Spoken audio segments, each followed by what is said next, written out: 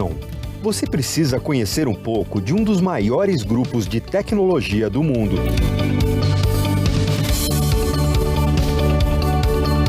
Uma empresa de tamanho global.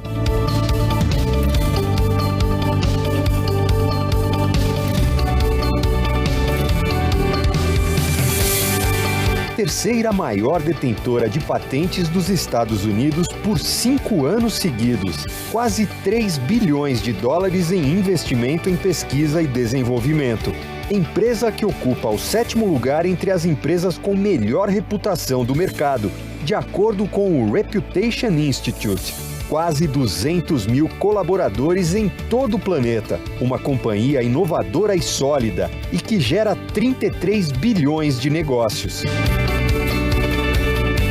Canon Group é uma empresa global que atua em diversos segmentos, sempre com muito êxito.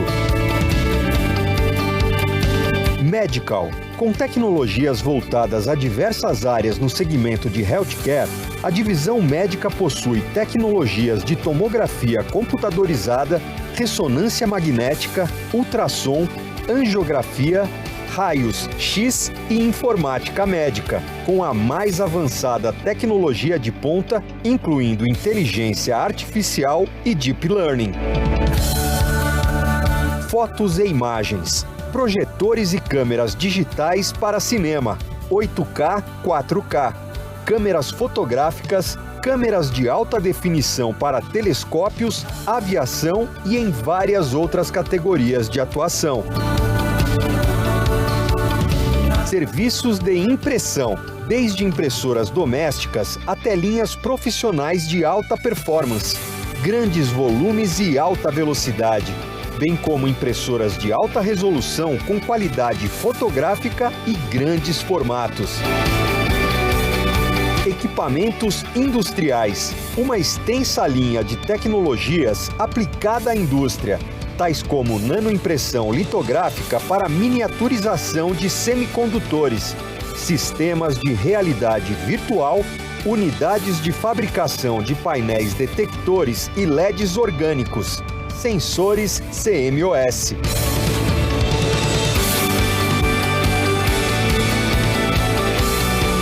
Canon, um dos maiores grupos de tecnologia do mundo.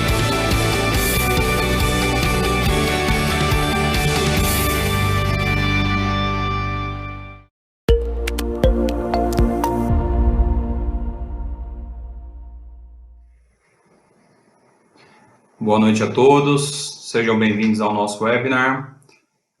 Meu nome é José Márcio Serravalli, faço parte da diretoria da Canon e é um prazer recebê-los aqui essa noite. Hoje nós vamos falar sobre a retomada do setor de saúde diante do cenário atual e a flexibilização das medidas de isolamento social.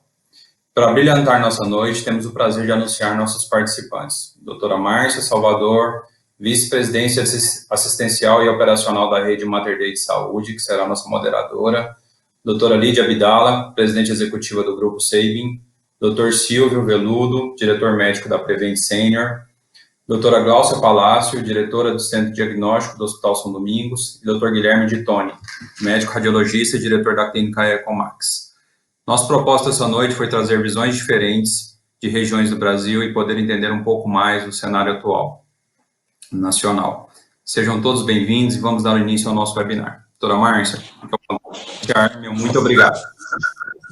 Boa noite a todos. Obrigada, José Márcio, Obrigada, Canon, por esse convite que tanto nos honra e nos faz mais feliz ainda de estar aqui compartilhando, esse webinar com pessoas tão sêniores e pessoas tão destacam tanto na nossa área, nós ficamos felizes também por falar em retomada, gente? Sem dúvida nenhuma, nós passamos por um ano aí extremamente difícil, um ano extremamente desafiador para todos os negócios e na área de saúde mais ainda, Nós fomos colocados aí na vitrine quando a gente relembra esse ano, que lá em janeiro, a gente estava acionando os nossos comitês de crise, revendo protocolos, fluxos internos para dar segurança para os pacientes que iam nos procurar, sejam Covid ou não Covid, Passamos aí por tantas crises, né, dos EPIs, a insegurança e o medo que perpassou todos os profissionais de saúde, de ter medo de chegar para trabalhar e não ter um EPI, né? Então, eu acho que esse medo foi vencido com muito heroísmo, né, por todos nós que trabalhamos na área de saúde. Depois veio a crise dos exames, de não ter exames suficientes, né, quem trabalha em uma instituição hospitalar, então, com pacientes graves, precisando definir os rumos, isso foi extremamente angustiante. A crise dos respiradores, dos anestésicos, né, de ter leitos suficientes ou não para atender a demanda que viriam. Acho que foram tantas incertezas que a gente chega agora, assim, nesse setembro, quase outubro, respirando aliviados de ver, assim, provavelmente a fase pior já passou, né? Certeza a gente não tem, mas eu acho que isso foi um ponto importante, né? Passamos também pelo desafio de trazer pacientes não Covid, que precisavam de atendimento de saúde, né? Que vários pacientes se agravaram, né? Nós tivemos que fazer campanhas para alertar o público que tratamentos oncológicos, algumas doenças crônicas, determinados sintomas, né? Exames preventivos não deveriam deixar de ser feitos. Então, foi outro estresse que nós passamos. Mas eu acho que a gente sai maior, mais engrandecidos e mais fortalecidos também de ver o movimento de solidariedade e todo o movimento que a sociedade fez, né? E a gente começou a enxergar mais também o outro. Então, eu acho que esse tema aqui de retomada após a flexibilização, eu acho que é um tema muito rico, né, que a gente pode aprender muito aqui nessa noite, e também que nos dá um otimismo muito grande falar de retomada, né? Então, a gente vai iniciar aí com a doutora Gláucia, né? Conforme o José Márcio já nos falou, a doutora Gláucia é diretora do Centro Diagnóstico do Hospital São Domingos, e eu queria aí perguntar à doutora Gláucia que durante o pico da pandemia, quais foram as áreas mais impactadas e qual foi o nível de redução das atividades que você sentiu aí no Hospital São Domingos? Olá, boa noite a todos novamente. Queria também agradecer ao Zé Márcio pelo convite e agradecer aos colegas por partilhar nesse momento essa discussão que é tão interessante mesmo. Eu acho que o mais importante ainda dessa discussão é exatamente a gente estar aqui agrupando diferentes realidades, diferentes regiões do país e como prestadores de serviço também, né? Então, o Hospital São Domingos, aqui onde eu sou diretora, ele fica em São Luís, no Maranhão, e a pandemia, ela aconteceu para a gente, o pico, lá em abril, né? Então, no final de abril, no final da segunda quinzena de abril, a gente estava vivendo aqui o nosso pico, né? Estava com o máximo aqui da transmissão e dos atendimentos. Mas a gente já começou a sentir os efeitos dela em março, quando detectado, quando as sociedades médicas começaram a falar e recomendar que as equipes, de certa forma, cancelassem seus procedimentos eletivos e tudo, a gente já começou a sentir o impacto das reduções dos atendimentos aqui no hospital. Nós somos um hospital geral, um corpo clínico aberto, é o maior hospital privado do Maranhão. Hoje a gente está com 366 leitos, desses 50 a gente abriu durante a pandemia. Então, quando a gente montou o comitê de crise, começou a se preparar para atender esse boom que chegaria, essa onda de pacientes com Covid, como a gente estava em expansão, a gente acelerou a entrega de algumas alas que não iriam acontecer ainda em 2020, era para a entrega acontecer em 2021. E aí fizemos isso, a gente funciona com hospital e 3 unidades de medicina diagnóstica e ambulatorial com consultórios e exames, né? Em todas elas tem tomografia, ressonância, né? Todo o parque de imagem. Então, em março, quando as equipes médicas começaram a se apavorar, eu acho que ninguém previu que ia ser tanto tempo a crise, né? Todo mundo, acho que imaginou que a gente vai passar aqui, de repente, 15 dias parado e daqui a pouco as coisas retomam. mas não foi assim, né? Então, a gente, logo, os próprios médicos também, as lideranças perceberam isso. O fato é que a área que mais sofreu mesmo foi, para a gente aqui, foi a medicina diagnóstica ambulatorial. Algumas modalidades chegaram a reduzir 90% o volume de atendimento. O nosso centro cirúrgico também teve um impacto importante, então a gente reduziu aí cerca de 70%. A unidade pediátrica, tanto de internação quanto a emergência pediátrica, foi importantíssimo também a redução, e essa ainda está, eu diria que está teimando em não retomar, né? Desde o início, em março, a gente percebeu que a gente precisava começar a comunicar para a população que tinha uma estratégia de separação de fluxos, a gente praticamente conseguia separar 2 hospitais, que eles não precisavam deixar de vir no pronto-socorro, porque a gente já viu o impacto disso, de todas as notícias do noticiário que era crescente, o hospital, ao invés de ser um promotor de saúde, de repente começou a ser visto como lugar onde se pegava a Covid, né, e os pacientes, de certa forma, eles sumiram, especialmente aqui da unidade matriz, na parte da medicina diagnóstica ambulatorial. As unidades satélites ainda resistiram até por um tempo. Mas em abril mesmo, durante o pico, a gente teve que fechar uma das unidades, porque o movimento realmente era muito pequeno, e mantivemos as outras 2, né? Isso durou ali, abril foi o nosso pior mês, né? Aqui para a cidade também, e não sei se vocês chegaram a ver na mídia, mas o governador aqui, ele chegou a decretar um lockdown, né? Isso aconteceu na primeira semana de abril e na primeira semana de maio, né? Quando foi decretado o lockdown, a gente, naquela semana, a gente já começava a perceber que os atendimentos relacionados ao Covid, eles começavam a cair, porque de repente a gente viu toda aquela movimentação de internação que por um tempo reduziu a taxa de ocupação, e reduziu muito, né? A gente chegou a ter taxa de ocupação de 40%, ela de repente subiu, e mesmo com a liberação das novas alas, e a gente temia um dia até ter que tomar alguma medida mais drástica de fechar a porta do pronto-socorro, porque realmente era uma ginástica aqui para deshospitalizar os pacientes, para fazer a gestão cuidada, acompanhar esses pacientes que estavam de alta, para saber se eles não estavam piorando, para retomar. Então, um momento de aprendizado constante, né?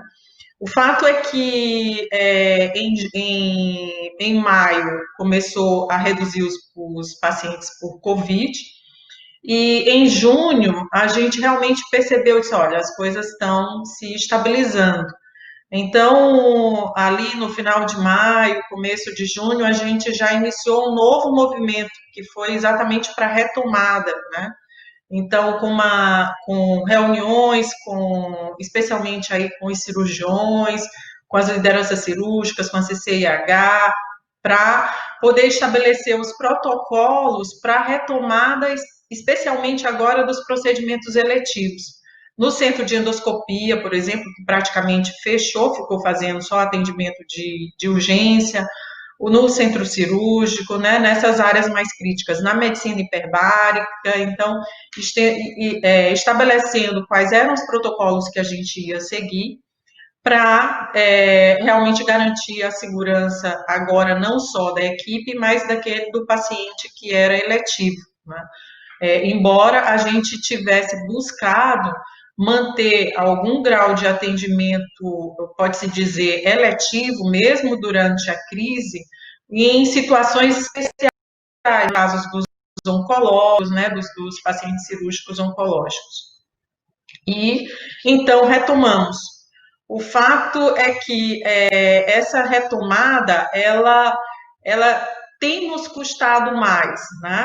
Porque não basta você ter vontade, o paciente querer, a equipe médica querer, mas agora a gente precisa estabelecer, na verdade, seguir todas as regras de isolamento, seja nas recepções, então, toda uma preparação ali que nos fez estender horários de atendimento, né, porque a gente precisava isolar mais as agendas para evitar aglomeração, então, recepções que eram pequenas, a gente teve que repensar a estrutura, a logística, o fluxo dos pacientes, tanto no hospital quanto nas unidades satélites, para trazer esse paciente e que ele se sentisse seguro, né, que não houvesse nenhum evento em decorrência dessa retomada. A medicina diagnóstica e ambulatorial, ela já retomou e ao que a gente fazia até no período pré-pandemia. E de uma forma bem satisfatória, alguns métodos a gente até tem feito mais do que no período pré-pandemia, então existe aí realmente uma demanda reprimida, que é o que a gente imaginava que ia acontecer. Alguns outros setores, eu tenho discutido aqui com alguns colegas que eu acho que talvez tenha mudado o comportamento dos pacientes em relação, por exemplo, ao pronto-socorro, né? Então, a gente tinha um volume de pronto-socorro muito importante e que esses pacientes agora, eu acho que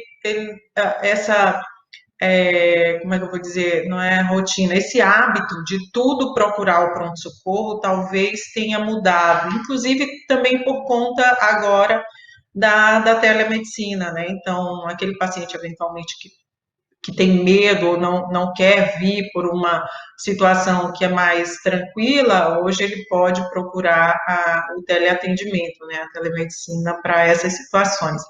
Então, o nosso pronto-socorro, ele ainda tem feito 60%, 70% do que fazia. E isso no pronto-socorro pediátrico, o impacto é maior ainda, né? Só que na pediatria a gente entende que também tem um pouco a ver com o aspecto do isolamento das crianças, né? Então, a maioria das crianças ainda não voltou para a escola, apesar de que o governador aqui já liberou na parte privada, e a gente não atende SUS, o hospital ele atende basicamente as operadoras e paciente particular. Mas o pronto-socorro pediátrico, a unidade de internação pediátrica, ela ainda está em retomada, a gente percebe que tem um crescimento, mas ainda bem lento, está fazendo 40% do que fazia pré-pandemia. O fato é que realmente a ginástica tem sido grande para poder garantir todo esse atendimento, né, que a gente quer fazer, mas com segurança. Então, o aspecto aqui de integrar realmente todas as equipes para entenderem que está difícil e o processo se tornou difícil para todo mundo, mas esse é o modelo novo. Engajar os colaboradores, engajar o corpo clínico nesses procedimentos, né, nas regras de segurança, eu acho que foi fundamental para a gente poder chegar fazendo, por exemplo, aí, medicina diagnóstica e ambulatorial ao que a gente fazia. Então, todo mundo entendendo que não, agora o esforço é maior, aquilo que você atendia em 3 horas, você vai precisar atender em 6, a gente vai abrir um horário extra aqui, o noturno, sábado à tarde, e assim a gente vai se esticando aqui para poder fazer esse atendimento da melhor forma. Acho que eu não sei se alguém tem alguma dúvida, mas acho que eu consegui talvez sintetizar um pouco aí como foi aqui. Foi ótimo, Glaucia, obrigada. Acho que realmente os times aí da realidade são diferentes, né? Nós tivemos nosso pico aqui só na terceira semana de julho, ó. apesar da cidade ser fechada em março, eu acho que nós somos ainda a cidade no mundo que ficou mais tempo fechada, Belo Horizonte. Então, a gente não teve essa sobrecarga, esse estresse que vocês viveram aí, mas tivemos que fechar e fazer todo esse trabalho também de tornar o hospital visualmente mais seguro para os pacientes, né? Que isso foi muito importante. Eu costumo falar que eu acho que hoje o hospital é o lugar público, se não for também o lugar mais seguro que existe, porque é tanto álcool gel disponível, todo mundo de máscara, todo mundo cuidando dos fluxos, que eu acho que os pacientes podem ter toda a segurança do mundo de procurar o hospital. E a gente tem o nosso chefe da pediatria, que é o doutor Luiz Fernando, que ele fala que descobriu as curas das doenças sazonais infantis, né? Porque aqui em junho a gente tem uma alta ocupação, é não ter aula, é isolar as crianças. Então, realmente, eu acho que esse movimento de pediatria, enquanto não voltar às aulas, as crianças não ficarão mais doentes, né? Então, essa foi realmente, acho que é uma retomada que a gente também não está sentindo aqui.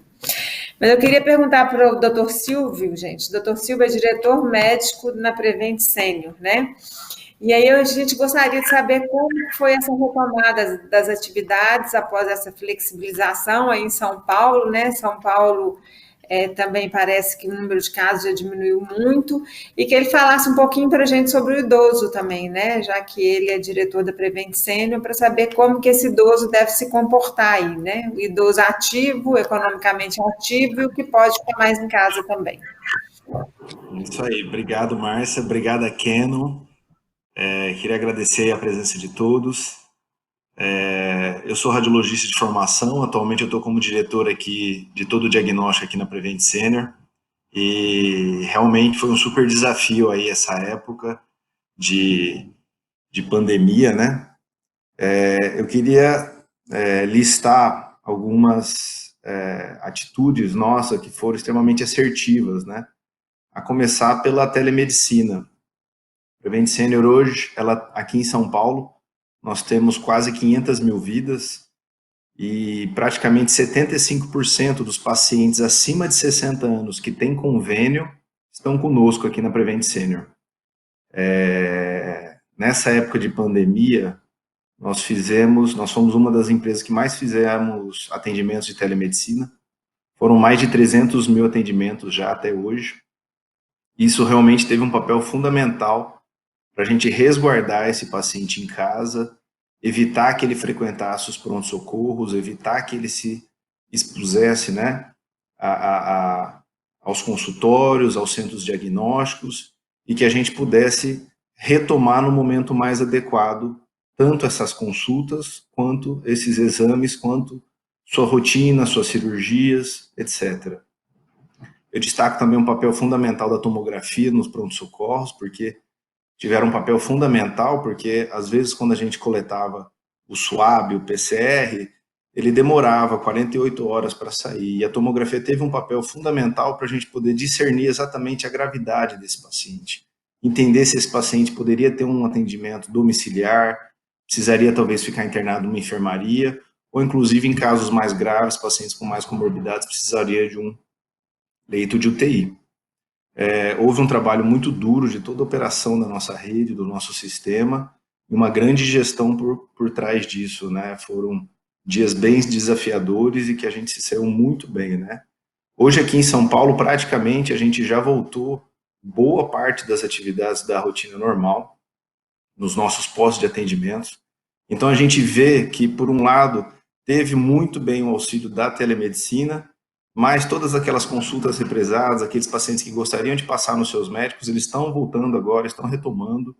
Os diagnósticos, eu já falei com alguns colegas, alguns parceiros também, praticamente o mês de setembro vão voltar aos números pré-pandemia. Agosto nós já tivemos uma retomada muito grande já dos exames, né? E setembro praticamente culminou com números muito próximos a fevereiro, que é a pré-pandemia. Nós aqui em São Paulo começamos a ser acometidos em março, né? E foi se estendendo. Atualmente, aqui, nós temos as consultas e os exames sendo tratados de maneira totalmente diferenciada, com maior espaçamento das recepções, limpeza dos nossos aparelhos entre os pacientes, né, terminal na tomografia. Também estamos trabalhando com horários estendidos, noturno, domingo, para poder atender toda a nossa demanda, né? E todos esses exames represados estão vindo um pouquinho mais agora, né? Nós temos também alguns protocolos muito bacanas de realizar o PCR e o SWAB antes de qualquer procedimento aqui na Prevent Senior mais complexo, como endoscopia, como a colonoscopia, como cirurgias, como espirometria, né? Então, todos esses procedimentos mais complexos, a gente visa muito a segurança do nosso paciente, do nosso beneficiário. A gente tem realizado os exames de COVID 48 horas, 72 horas antes do procedimento, para que não tenha nenhuma interferência desse paciente, né?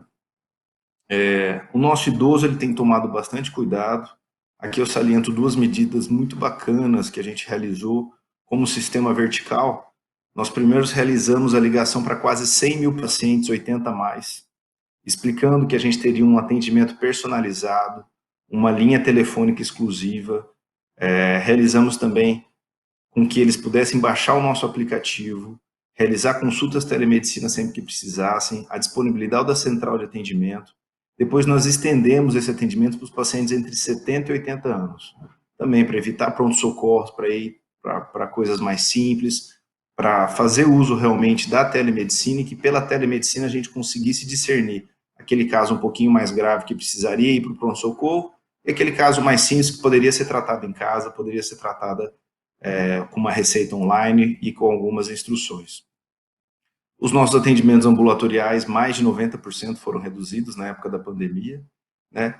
O hospital se manteve razoavelmente equilibrado na parte de internação, mas a parte de pronto-socorro também teve uma redução abrupta aí de quase 70% nas idas a pronto-socorro. Outro ponto que a gente destaca bastante importante é a questão dos drives de coleta, tanto do PCR SWAB quanto das coletas de sangue, então fazer com que não houvessem aglomerações, uma medida muito assertiva também na operadora, para que a gente pudesse dar maior segurança para os nossos pacientes.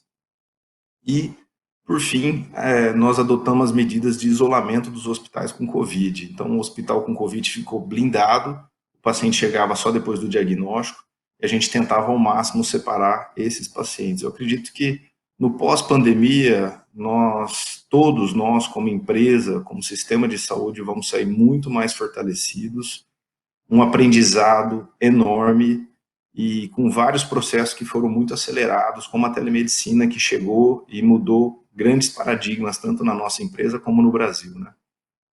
E saliento como medidas aí de cuidado. Lógico, nós temos aquele idoso de alto risco que possui comorbidades prévias, esse com certeza tem que tomar mais cuidado, eles estão sendo super bem orientados, usando máscara, apesar das medidas de flexibilização, né, se manterem, a gente percebe que aqui em São Paulo o pessoal tem saído um pouquinho mais agora para poder fazer seus exames, para poder estão adquirindo mais confiança para poder sair aos poucos de casa, mas é óbvio que tudo isso tem que ser feito com bastante cuidado. E nós, médicos e da parte da saúde, estamos aqui confiantes para poder dar o melhor direcionamento para o nosso paciente, que está muito bem orientado em toda a nossa rede. É isso, Márcia. Obrigado aí pela participação. Estou à disposição para qualquer dúvida de vocês. Obrigada, Silvio. Sem dúvida nenhuma, essa adesão à telemedicina do paciente de mais idade foi um paradigma que foi quebrado, né? Que o idoso não adere a essa tecnologia, né? Obrigada, viu? Agora a gente vai passar para o Guilherme. O Guilherme é médico radiologista e diretor da clínica Ecomax. Né? A gente queria saber isso, né? Como que foi um pouco a história da clínica e se as atividades já retornaram ao mesmo patamar da pré-pandemia. E o Silvio estava falando aí a importância da tomografia, né? Então, se pudesse abordar um pouquinho também, se mudou algum protocolo clínico pós-Covid, se vai permanecer alguma coisa para a gente detectar esses pacientes, né, que agora vão vir assim, pingados, né, como se diz, a gente não vai ter mais um grande afluxo de paciente Covid, assim a gente espera, né? Boa noite a todos, parabéns a Canon pela iniciativa do webinar, bem legal essa discussão de como será o pós-pandemia ou durante a pandemia, né? Que a pandemia não acabou e eu acho que ainda vai durar um tempo. Bem, eu trabalho numa clínica de radiologia, diagnóstico por imagem, e nós não temos a experiência dentro da clínica de pacientes internados. Então, a nossa clínica é quase que exclusivamente ambulatorial. Acho que como Belo Horizonte, Blumenau também foi uma cidade em que ficou muito tempo fechada. O governador aqui no começo de março, dia 17 de março, ele decidiu e fechou toda a atividade econômica quase, mantendo só o que era essencial, e nós estávamos em Blumenau com 1, 2, 3, 4, 5 casos de Covid. E continuamos assim até maio, junho. E o pico aqui em Blumenau se deu no final de julho. Então, até o final de julho, nós estávamos presos, sem atividade econômica na cidade, sem ônibus, sem comércio, sem muita coisa, e não tínhamos aquela quantidade esperada que achávamos que ia ter de doentes com Covid. O que aconteceu no final de julho? Chegamos a ter quase 100% das vagas de UTI ocupadas. Em momento algum chegamos a ter falta de vagas de UTI. E eu acho que muito disso se deve ao momento em que o governador realmente deu uma redução na atividade e postergou o pico da epidemia. Nós tivemos tempo de nos adaptar, tivemos o número de leitos de UTI em Blumenau quase que dobrou nesse período. Então, apesar de nós termos sido prejudicados e ter ficado sem atividade durante um período em que nós não tínhamos muitos pacientes, mas nós tivemos tempo de nos adaptar e nos preparar para o pico, o que aconteceu no final de julho. O ponto mais crítico da redução de atividade na nossa cidade, aqui, pelo menos para a gente, como clínica, foi abril, em que nós chegamos a ter 50% de redução na atividade. Aí isso foi crescendo progressivamente, maio foi para 65%, agosto, julho, apesar de nós estarmos no pico da epidemia, nós estávamos mais ou menos com 80% do movimento esperado, em comparação com o ano anterior. Aí, começo de agosto, baixou o número de pacientes, começou a baixar assim, significativamente. Agosto já estamos quase com 90% do movimento, e setembro agora estamos quase com números semelhantes aos dos números do ano passado. E a impressão que nós temos é que isso vai acontecer a partir de agora, uma estabilidade, e até talvez um aumento do número de exames, de consultas em relação ao ano passado, porque nesses últimos 4 meses nós tivemos uma demanda reprimida. Pacientes que tinham exames periódicos, exames de rastreamento, que não procuravam assistência médica. Nós percebemos que nesses meses agora a gente brincava entre a gente, nossa, não tem mais exame normal.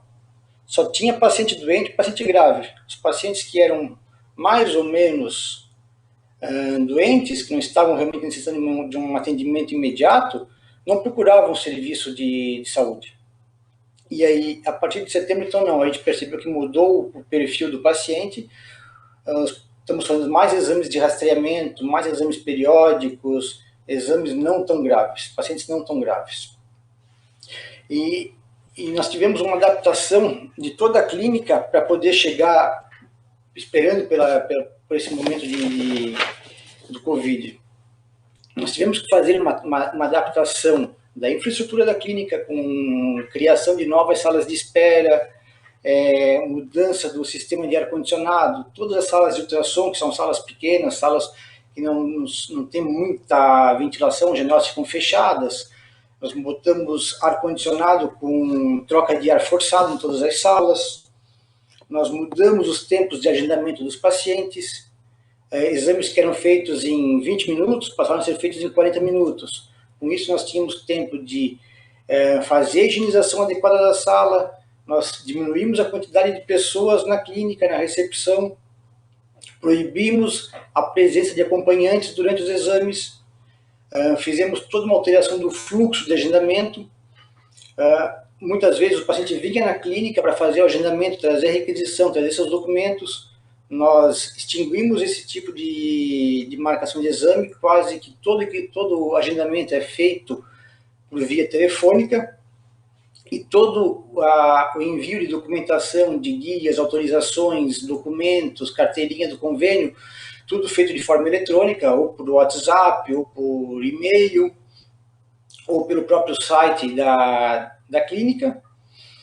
Então, todo o agendamento é feito antes, e um dia antes do agendamento do exame é ligado para o paciente, confirmado todo o procedimento, e ainda é feito um rastreamento para ver se existe alguma possibilidade que a gente consiga identificar que eles têm a chance de estar num período assintomático, se teve contato com alguém doente, se tem sintomas gripais, para evitar trazer um paciente com um risco de poder contaminar outras pessoas para a clínica.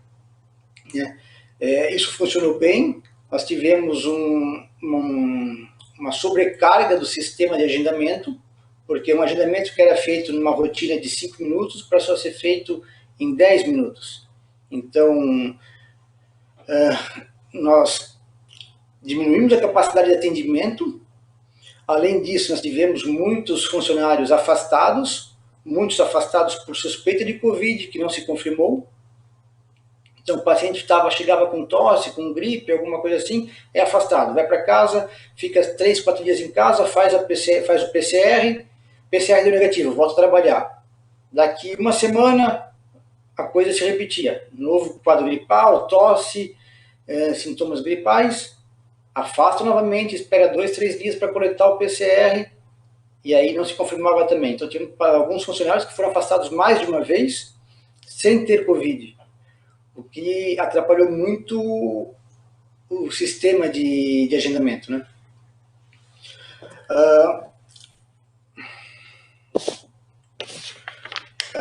Nós também, os pacientes antes, nós pedimos para que eles chegassem sempre 30 minutos antes do período do horário do agendamento, para dar tempo de fazer toda a parte burocrática. Então também mudamos isso, chegando somente 15 minutos antes, e quando ele chegava, ele só assinava os documentos, tal, que fosse necessário, e já entrava para fazer exame. Então reduzimos muito o tempo de permanência dos pacientes na clínica, permitindo então, evitando aglomeração, e permitir continuar atendendo sem a chance de contaminação.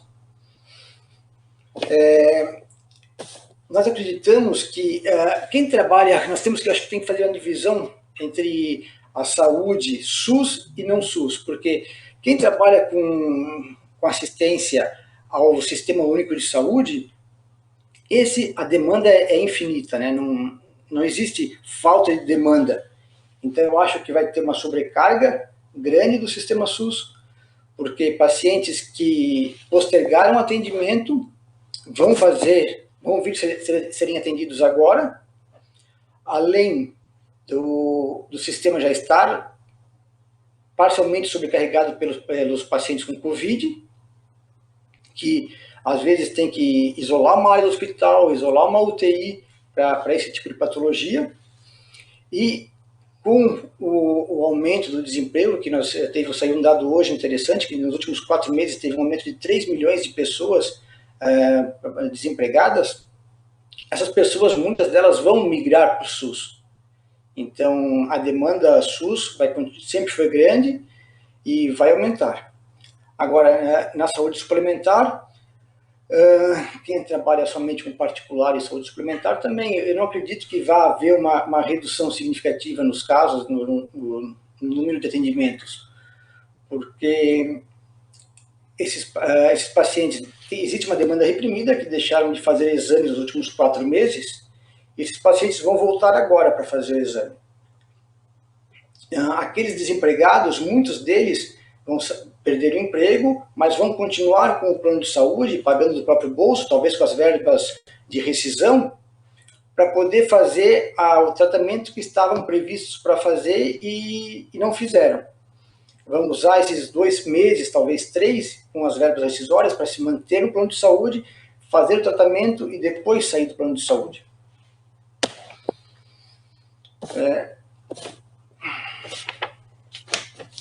Mas é esse o sentimento que nós temos, de que o movimento voltou, mês de setembro retomou quase que 100% movimento, deve se manter assim até o final do ano, e o ano que vem é um outro ano. Vamos ver se vai existir ou não a segunda onda, como está acontecendo agora em alguns países da Europa, se vai acontecer isso aqui, se nós vamos voltar a ter restrição de movimento de pessoas nas cidades.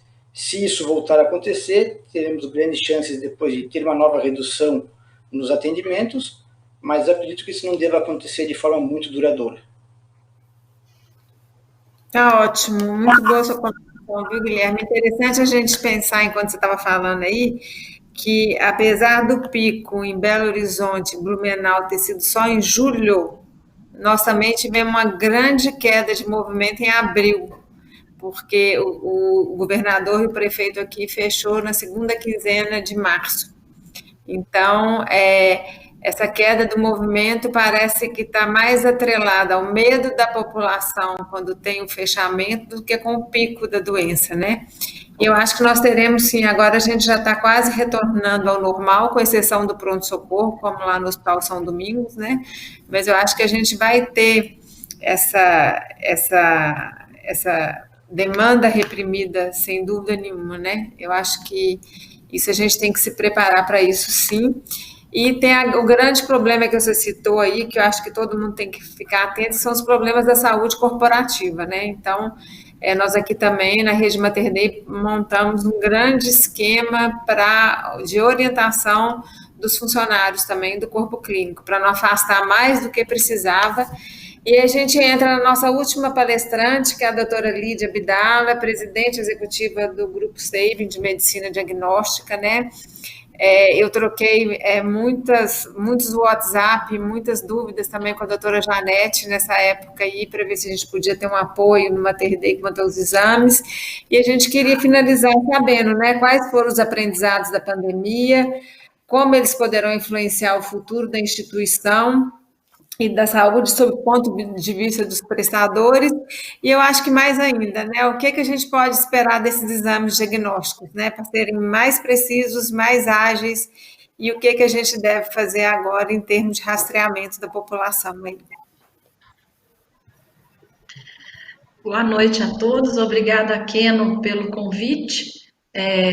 Um prazer, uma alegria estar aqui com vocês, compartilhando um pouquinho aí do que tem sido a nossa experiência, né, desde o começo dessa pandemia. O Sabin é uma empresa de medicina diagnóstica, a gente atua com análises clínicas, diagnóstico por imagem, temos alguns serviços de check-up executivo e toda a área de imunização. E o que nós vimos, né, desde o início aí do ano, a gente começou a acompanhar a pandemia na China e olhando já muito, né, pelo lado do diagnóstico mesmo, do que estava surgindo de opções diagnósticas para o coronavírus, e começamos já a estudar os protocolos. Então, em janeiro, a nossa área de P&D já começou a estudar o exame de PCR, o que seria o protocolo, a metodologia. Nós temos uma área de biologia molecular, uma área de P&D montada no Sabin há quase 20 anos, é um grande investimento, né, não só com tecnologia, mas sobretudo com profissionais altamente especializados, capacitados, profissionais PhDs, e que muitos, né, dos exames que a gente realiza nessa área são exames que nós chamamos de metodologia in-house, que a gente desenvolve os protocolos aqui internamente. E o caso do coronavírus foi um destes exames.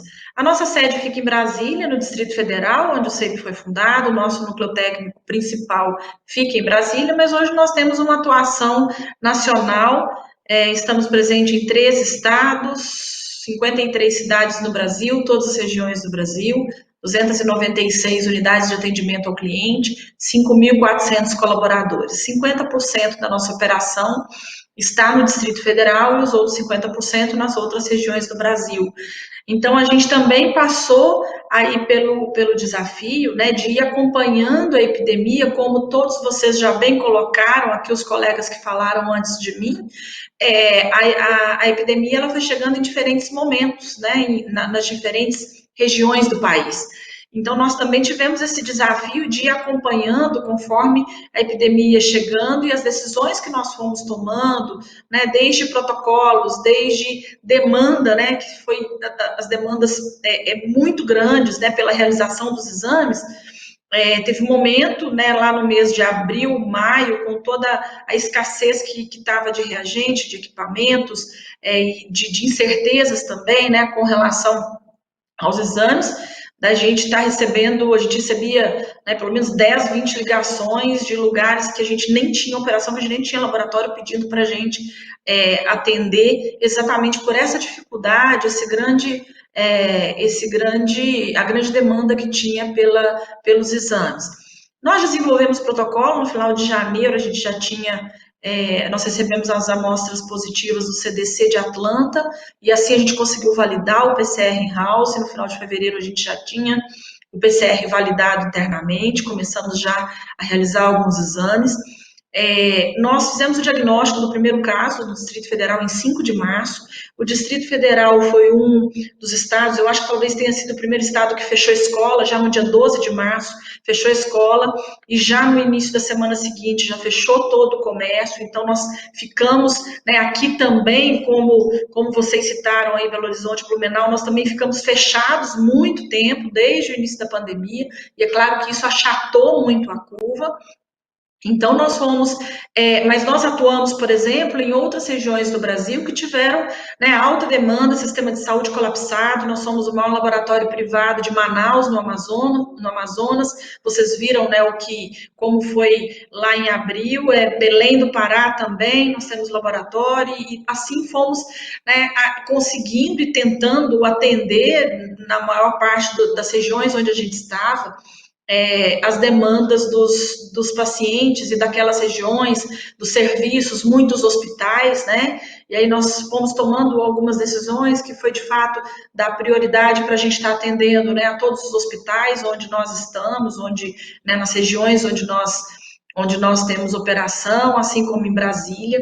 No Distrito Federal, especificamente, nós tivemos na segunda quinzena de março, começo de abril, uma grande demanda por realização dos exames, e que isso depois chegou a reduzir um pouco, abril e maio, e junho retomou novamente. Brasília tem a característica de ser uma cidade de muitos viajantes, né, muitas pessoas circulando de várias regiões do Brasil, e também de fora do Brasil, né, toda a área, estrutura de governo que está aqui, que viajam bastante também. Então, março foi um mês que nós passamos aí tendo toda essa demanda das pessoas que estavam voltando e retornando, né, de viagens nacionais, internacionais. E nesse momento, vivendo aí os desafios, como eu falei, de escassez de reagente, de escassez de EPIs, então um grande esforço de toda a nossa equipe, né, de supply chain, das nossas equipes técnicas e as equipes de atendimento ao cliente.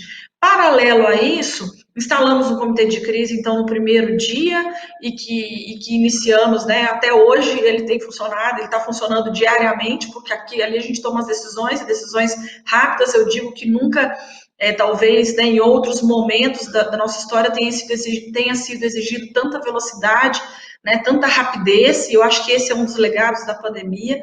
A gente, como setor, né, de saúde, como serviços, cada vez tivemos que desenvolver, de fato, né, uma capacidade de resiliência, né, sobretudo, de tomar decisões rápidas, identificar que elas não estavam corretas e que tinham que reajustar. Acho que todos nós passamos por isso, né, desde lá do começo. No momento, não usa máscara, só usa máscara quem está em contato direto com o paciente suspeito, porque senão falta para os outros profissionais. Aí, um mês depois, todo mundo usa máscara, porque a máscara vai proteger. Então, esses protocolos todos, né, sendo formatados e estruturados com a pandemia acontecendo.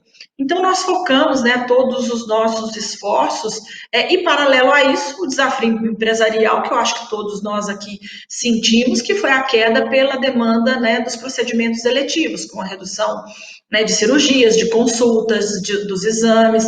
E aí os exames de imagem sofreram muito mais, tiveram uma queda, né, muito maior do que análises clínicas, tivemos alguns serviços de imagem nossos com redução de até 80%, 70% no início, análises clínicas um pouco menos, mas também chegamos a ter queda de 50%, e de maio para cá a gente vem retomando, né, semana a semana, aumentando gradualmente. Agora chegamos já, né, falando do volume de análises clínicas num patamar quase que normal, imagem também já com 80% do volume normal. Claro que nos 3 últimos meses tivemos uma grande demanda dos exames de Covid, e isso também fez com que o nosso volume aumentasse até um pouco a mais do que eram os volumes dos anos anteriores. Mas nós concentramos todos os nossos esforços, então, atuando em 3 pilares. O primeiro, que foi esse que eu citei, de desenvolvimento dos testes de PCR, depois vieram as validações dos testes rápidos, validações de sorologia, que são as dosagens de anticorpos. Foi muito difícil para nós, setor de medicina diagnóstica e de exames laboratoriais, né, passar aí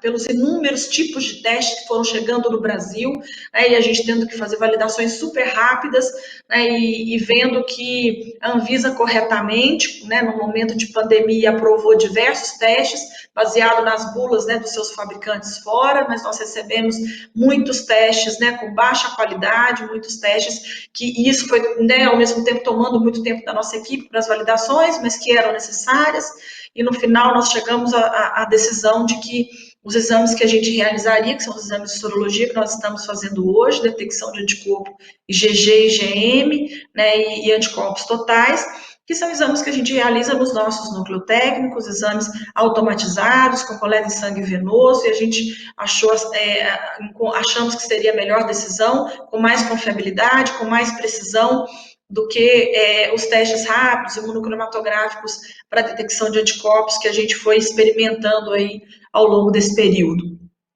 E também no preparo de protocolos de fluxos seguros para atender o nosso paciente nas nossas unidades. Tivemos, né, uma mudança drástica do paciente demandando muito pelos serviços domiciliares, né, a nossa demanda, nós temos um serviço domiciliar robusto, já montado no SEIB há mais de 20 anos, mas nesses 5 meses, 6 meses de pandemia, crescemos os nossos serviços de atendimento móveis, e aí eu digo atendimento móvel porque não é só serviço domiciliar, mas também unidades drive-thrus que nós montamos, não só em Brasília, mas em várias outras regiões que nós estamos. Nós vimos esse serviço, esse atendimento móvel crescer 5 vezes o que nós tínhamos antes da pandemia. E nós sabemos que essa é uma tendência que veio também para ficar. O cliente que já vinha com perfil cada vez mais digital, a gente viu a importância dos investimentos nossos nos projetos de transformação digital, nas soluções que a gente estava trazendo, para os clientes cada vez mais acessarem os nossos serviços, né, através das plataformas, dos nossos aplicativos, plataformas de agendamento online. A gente acredita também que essa foi uma mudança que ela ocorreu na pandemia. Eu digo que o que a gente discute aí há 4, 5 anos no setor de saúde sobre tecnologia, inovação, disrupção, transformação digital, nós de fato executamos elas nesses últimos 6 meses de pandemia aí, realmente transformando os nossos serviços e a forma como a gente se relaciona com o nosso cliente. Um segundo pilar que a gente está atuando, né, dentro dos comitês de crise, comitê de transformação, que nós fizemos na sequência, que a gente tinha sempre esse cuidado de a gente fala de crise, mas a gente tem que falar de transformação. A gente como empresa, como profissionais, como pessoas, né, como a gente se transforma para conseguir também depois sair dessa crise, né, mais forte, melhor, com os nossos serviços mais preparados para atender as novas demandas dos nossos clientes, dos nossos pacientes. Então, a gente trabalhou no segundo pilar, claro, olhando para os nossos profissionais, né, e isso vem tudo que eu citei de adaptação de protocolos, né, saúde, segurança, toda a questão de acompanhamento, de monitoramento dos nossos profissionais. Ao longo desses meses, como eu disse, a gente tem atuação, a gente teve os picos em diferentes regiões onde a gente atuou, então tiveram momentos que a gente teve que, inclusive, deslocar, às vezes, o profissional de um estado para o outro, né, porque a pandemia estava muito forte, né, num determinado estado, e precisando de ajuda de profissionais nossos ali. Então, nós tivemos também né, que conseguir nos adaptar e tomar essas decisões com muita velocidade, com muita rapidez. E um terceiro pilar que nós trabalhamos intensamente, seguimos trabalhando, foi de comunicação. Comunicação interna, comunicação externa. Comunicação interna com os nossos colaboradores, com as nossas equipes o tempo todo, seja para treinamento, mudança de protocolo, ou mesmo para estar próximo, para comunicar né, as decisões da empresa, para passar como estava né, a atuação da empresa nos diferentes locais, e também para dar segurança, para dar tranquilidade, para dar apoio, né, porque a gente, nesse momento, a gente se preocupa muito com a saúde física, né, os nossos profissionais aí se contaminando, tendo que ficar afastados, mas nós temos também né, um grande desafio que é a saúde emocional e mental de todas essas pessoas, seja pela forma como a gente lida com o medo, com o receio da pandemia, e também pelo nível de estresse, de pressão né, que nós passamos.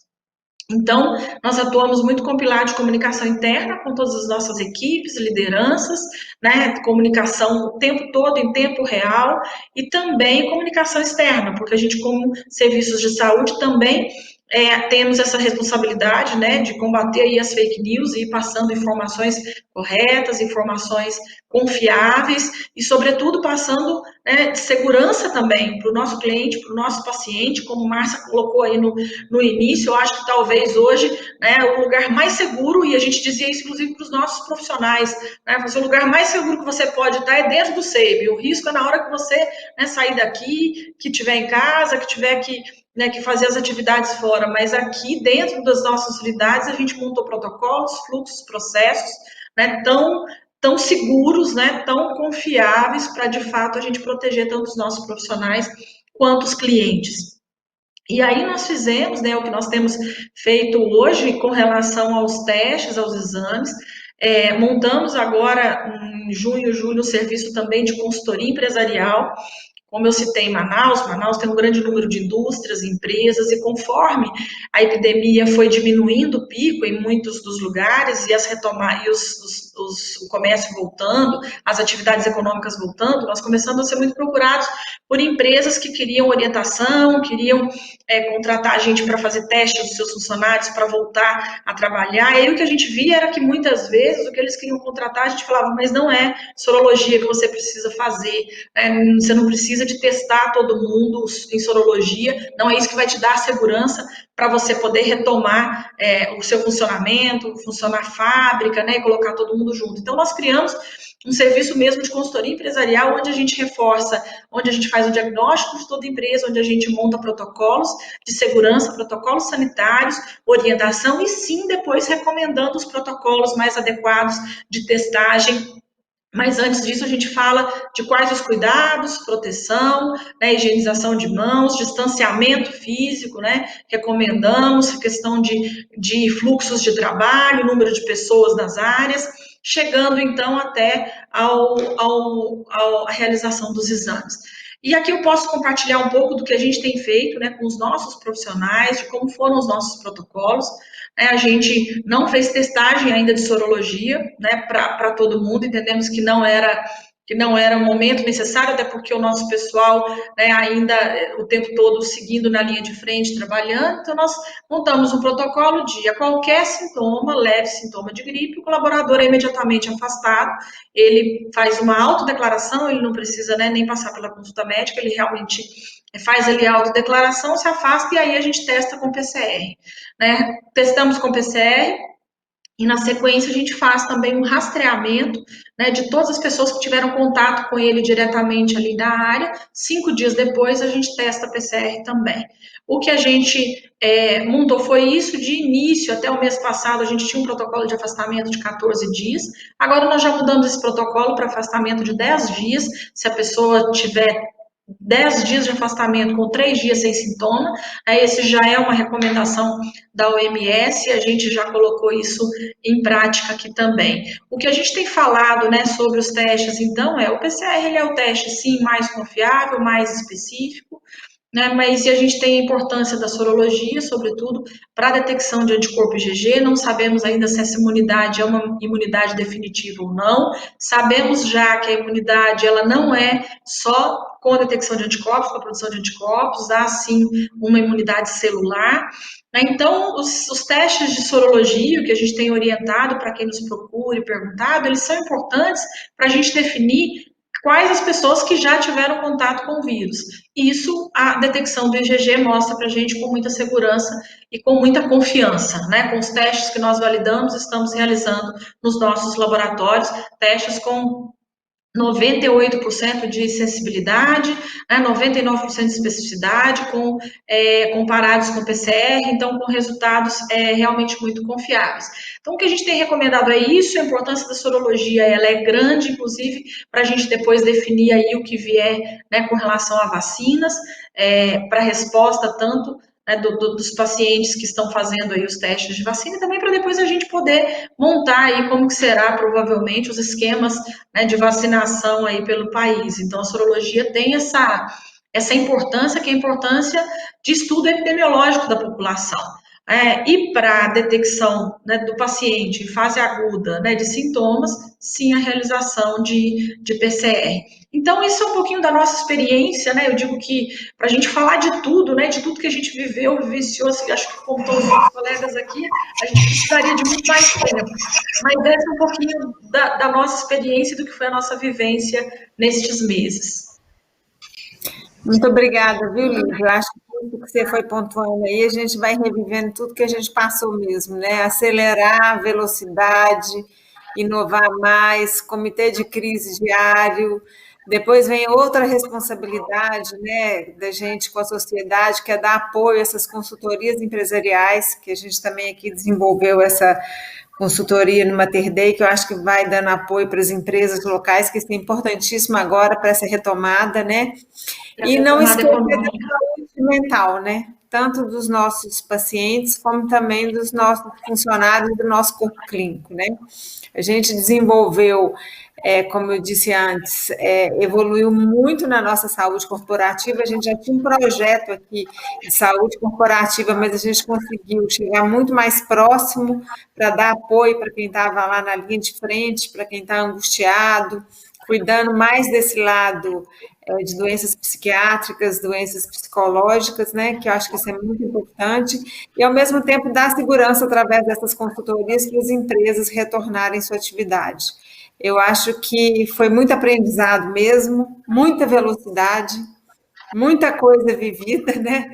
Muita emoção com esses testes que vinham de tudo quanto é parte do mundo, né? Eu nunca vi tanta gente oferecendo teste para a gente, mas sem validação, né? Sem a gente ter segurança de aplicar. Então, eu acho que você falou foi de muito aprendizado mesmo para nós todos. Eu queria, antes de finalizar, né, abrir a palavra, se alguém quiser, né, passar mais alguma mensagem rapidamente aí, para a gente fechar aí o nosso webinar dessa noite. Eu queria só fazer um comentário, na verdade, até uma pergunta para o doutor Guilherme, talvez o doutor Silvio, com relação à tomografia, do ponto de vista, talvez no hospital, ela tenha sido um pouco mais forte, mas aí na Ecomax, doutor, como que vocês atuaram com relação à tomografia de coronavírus, ou seja, de Covid-19 e pacientes que chegavam no ambiente clínico? Bem, todos os pacientes que marcavam tomografia com uma suspeita conhecida de Covid, de coronavírus, nós segregamos alguns horários, mais no final do dia, a partir das 17 horas até as 21 horas, e marcávamos um paciente a cada hora, e esses pacientes já vinham com toda a parte burocrática pronta, chegavam na clínica, aguardavam no lado de fora, entravam por uma porta separada, uma porta lateral, de acesso direto à tomografia. Nós forramos todo o equipamento com com plástico fino, não é aquele plástico plástico filme de cozinha, é um plástico mais tipo de sacola plástica, mais fino. Forramos todo o equipamento com isso. Então, o paciente não tinha contato com o equipamento, deitava, fazia o exame em questão de 5 minutos, não era feito o exame com contraste, só exame de tomografia sem contraste. O paciente levantava, saía, e normalmente os pacientes não estavam mal clinicamente, então eles iam embora com o meio de transporte próprio. Uma pessoa adequadamente paramentada recolhia todo o material que o paciente tinha encostado, e se deixava as salas para ventilar, ventilação forçada, e em seguida outro paciente, depois de 40 minutos, 1 hora, outro paciente. Aqui na parte hospitalar, aqui na nossa rede, nós fomos um dos primeiros a implementar o protocolo de baixa dosagem. Nós temos aqui a rede Santa Maggiore de hospitais, né? Tomografia em todos eles. Então, hoje, basicamente, durante a Covid, a nossa triagem foi a tomografia. A doutora Lídia pode falar melhor que eu, mas no início, os exames de SWAB, PCR, nos lugares muito bons, entregavam em 48 horas para a gente, 72. Aqui os nossos pacientes, como muitos, são acima de 60 anos e podem chegar graves, né? Então, a gente fazia bastante tomografia, então o paciente chegava com qualquer síndrome gripal, já ia direto para a tomografia. A gente fazia essa tomografia com baixa dosagem, com todos os cuidados, assim como o doutor Guilherme falou. E, em seguida, nós criamos aqui algo que foi bastante falado pelos grupos de radiologia. Nós criamos um score RADS, e a gente diferenciava os casos que tinha menos que 25% de acometimento do vidro fosco, aquele acometimento periférico típico do COVID. A gente classificava isso como score RADS 1, score RADS 2 seria aquele paciente entre 25% e 50% de acometimento, e score RADS 3 aquele com mais de 50% de acometimento. Isso foi um grande balizador para nós aqui na nossa rede, porque a gente pôde entender o paciente, além, lógico, de associar esse achado de imagem com a sua clínica, com suas comorbidades. A gente conseguia predizer se aquele paciente teria um melhor andamento com um tratamento domiciliar ou se esse paciente eventualmente precisaria ser internado. Realmente a gente teve muitos casos aqui, então a gente pode falar com bastante segurança que esse foi uma metodologia muito consagrada aqui dentro e foi um grande balizador aqui na nossa rede, deu para diferenciar super bem os casos e que muitos deles, claro, se confirmavam com a chegada do SWAB em 48 horas, né, e conseguia fazer com que a gente desse o melhor direcionamento desse paciente, tanto na parte de isolamento como de orientação, né, já entrando com os protocolos devidos. Né. Essa foi a nossa experiência. Obrigado. O que eu posso. Uma coisa que nos deixava um pouco confuso é que quando os pacientes vinham com suspeita de Covid, eram marcados um horário separado, eram segregados para um horário específico, uma higienização adequada das salas. E quando você estava no meio da rotina com outros pacientes que vinham fazer exame e tinha uma tomografia de tórax e de repente quadro radiológico compatível com Covid. E aí, o que você faz? Você suspende todos os atendimentos dali durante 1 hora, fazia higienização da sala, dava um tempo maior de coisa. Mas e aí, esse paciente que não era sabido do suspeito de Covid, que estava circulando entre todo mundo de uma forma como se não tivesse Covid. Isso foi uma coisa que atrapalhou bastante a gente. Não, imagino. A nossa experiência também aqui no hospital foi que a tomografia, né, todos os nossos tomógrafos são de baixa dose de radiação também, mas a tomografia foi o exame que menos caiu, né, justamente o exame de imagem que recuperou mais rápido justamente pelo Covid. Em algumas outras patologias, como no AVC, a gente estendeu o protocolo, né? A gente estendeu para o tórax, porque vieram alguns protocolos que diziam que uma das primeiras manifestações do paciente com Covid poderia ser o AVC, né? Então, a gente viu um aumento de pacientes mais jovens com AVC e a gente estendeu esse protocolo.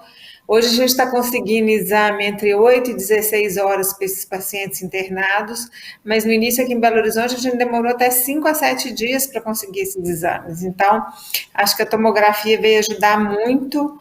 E a gente fazia, e faz até hoje, né, não paramos de fazer, um screening na portaria desses pacientes, né, eles respondem através do QR Code os sintomas, e a qualquer suspeita, um exame eletivo é postergado se o paciente não está precisando fazer o exame, mas a grande maioria das tomografias foi via pronto-socorro mesmo, né, a gente tem pronto-socorros grandes nas nossas unidades, então a consulta eletiva do pronto-socorro caiu muito, mas a consulta de pacientes com sintomas gripais cresceram, né? Então, a tomografia foi o exame que menos sofreu, sem dúvida nenhuma, aqui na rede.